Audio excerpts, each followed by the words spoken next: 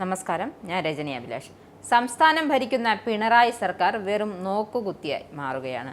മൂക്കിന് താഴെ പോലും എന്ത് പ്രശ്നമുണ്ടായാലും മുഖ്യമന്ത്രിയോ മന്ത്രിമാരുടെ ആരോഗ്യവകുപ്പോ അറിയുന്നില്ല. പിന്നെ എന്തിനാണ് ഇങ്ങനെ ഒരു സർക്കാരിനെ ജനങ്ങൾ നികുതി പണം കൊടുത്ത് തീറ്റിപ്പോറ്റുന്നത്? സംസ്ഥാനത്തെ എന്ത് പ്രശ്നമുണ്ടായാലും അത് പരിഹരിക്കാൻ മോദി സർക്കാർ തന്നെ വേണ്ടിവരുന്നു. ഇത് വെറുതെ പറയുന്നതല്ല. കഴിഞ്ഞ കുറച്ചു നാളത്തെ മുൻകാല അനുഭവങ്ങൾ നോക്കിയാലും മതി. ആശമാരുടെ സമരത്തിൽ ഏതാണ്ട് ഒരു കരക്കടിപ്പിക്കാനുള്ള ശ്രമം സുരേഷ് ഗോപി നടത്തിയിരുന്നു. എന്നാൽ സംസ്ഥാനം ആ ശ്രമങ്ങൾക്കെല്ലാം വിലങ്ങുതടി തീർക്കുകയായിരുന്നു. അപ്പോഴും വിഷയത്തിൽ ഉരുണ്ട് കളിച്ച് വീണ ജോർജ് നാഗവല്ലിയായതുമൊക്കെ എല്ലാവരും കണ്ടതാണ്. കഴിഞ്ഞ ദിവസം കാലടിപ്പാലത്തിലെ ഗതാഗത കുരുക്കിന് പരിഹാരം കാണാനും കേന്ദ്രമന്ത്രി സുരേഷ് ഗോപിയെ കൊണ്ട് മാത്രമേ സാധിച്ചുള്ളൂ.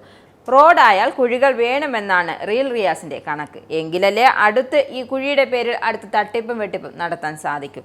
ഇപ്പോൾ അത് ആരോഗ്യവകുപ്പിലെ പ്രതിസന്ധിയിൽ പരിഹാരം കാണാൻ ഒടുവിൽ സുരേഷ് ഗോപി വരേണ്ടി വന്നു.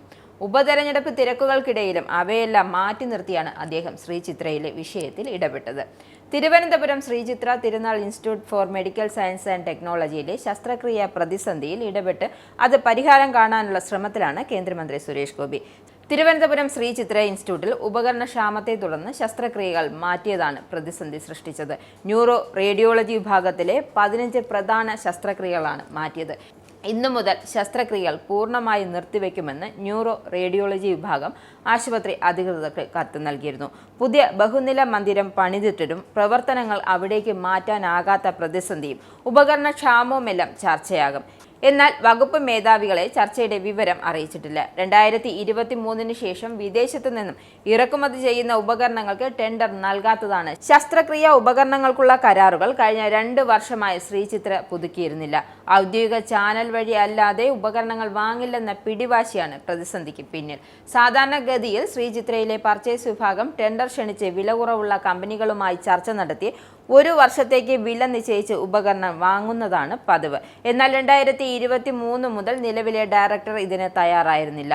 ഇതോടെയാണ് സങ്കീർണമായ ശസ്ത്രക്രിയകൾ നടക്കുന്ന ഇന്റർവെൻഷണൽ റേഡിയോളജി വിഭാഗം പൂർണ്ണമായും നിശ്ചലമായത്. ഉപകരണങ്ങളുടെ ക്ഷാമം കാരണം നിശ്ചയിച്ച പ്രകാരം ശസ്ത്രക്രിയ നടക്കില്ലെന്നും എപ്പോൾ ശരിയാകുമെന്ന് പറയാനാകില്ലെന്നുമാണ് ആശുപത്രിയിൽ നിന്നും രോഗികൾ നൽകുന്ന ഉറപ്പ്. എന്തായാലും വിഷയത്തിൽ സുരേഷ് ഗോപി ഇടപെടൽ നടത്തിയതോടെ വിഷയത്തിൽ താമസിയാതെ കേന്ദ്രത്തിന്റെ പരിഹാരം എത്തുമെന്ന കാര്യത്തിൽ സംശയം വേണ്ട.